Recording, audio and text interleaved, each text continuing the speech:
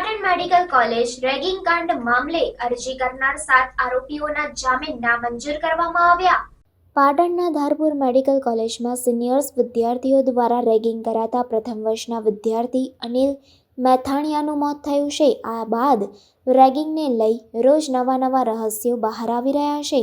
મંગળવારે 15 આરોપી વિદ્યાર્થીને કોર્ટમાં રજૂ કરાતા કોર્ટે 1 દિવસના રિમાન્ડ આપ્યા હતા, જે રિમાન્ડ પૂર્ણ થતાં આરોપીઓને ફરીથી કોર્ટમાં રજૂ કરવામાં આવ્યા હતા. તેમજ અરજી કરનાર 7 આરોપીઓના જામીન નામંજૂર કરાયા છે. તમામ 15 આરોપી વિદ્યાર્થીઓ 14 દિવસની જ્યુડિશિયલ કસ્ટડીમાં ધકેલાયા છે. આરોપી વિદ્યાર્થીઓને સુજનીપુર સબ જેલમાં ધકેલવામાં આવ્યા છે. પાટણ રેગિંગ કેસમાં આરોપીઓના રિમાન્ડ પૂરા થતાં બુધવારે સાંજે ફરી 15 આરોપીઓને પોલીસ બંદોબસ્ત સાથે એડિશન સિવિલ જજ ડોક્ટર એચ.પી.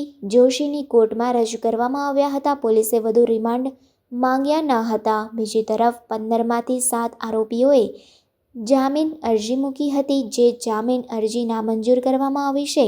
બંને પક્ષોની દલીલો સાંભળી કોર્ટે આરોપીઓની જામીન અરજી નામંજૂર કરતા આરોપીઓને 14 દિવસની જ્યુડિશિયલ કસ્ટડીમાં મોકલી આપવામાં આવ્યા હતા અને તમામ 15 આરોપી વિદ્યાર્થીઓને સુજનીપુર સબ જેલમાં ધકેલવામાં આવ્યા છે.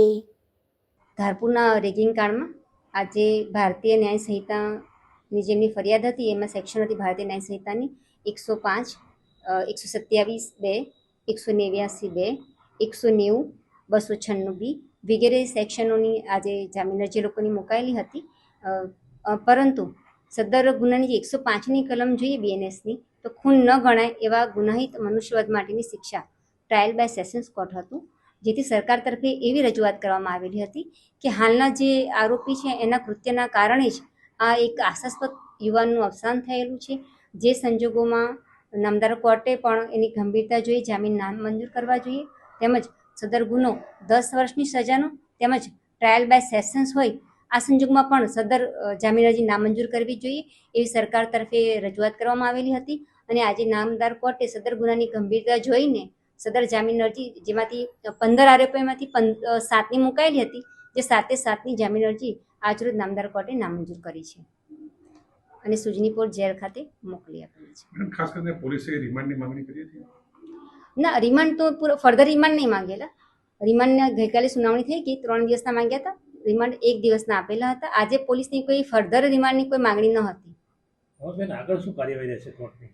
હવે આરોપી બાકીના જે આરોપી છે એને સેશન્સ કોર્ટમાં જામીન અરજી મૂકવી પડશે. 7 જણ, 15 પણ મૂકી શકે, સીધી પણ મૂકી શકશે એ લોકો. તો હવે એ લોકો સેશન્સ અદાલતમાં પોતાની જામીન અરજી મૂકશે.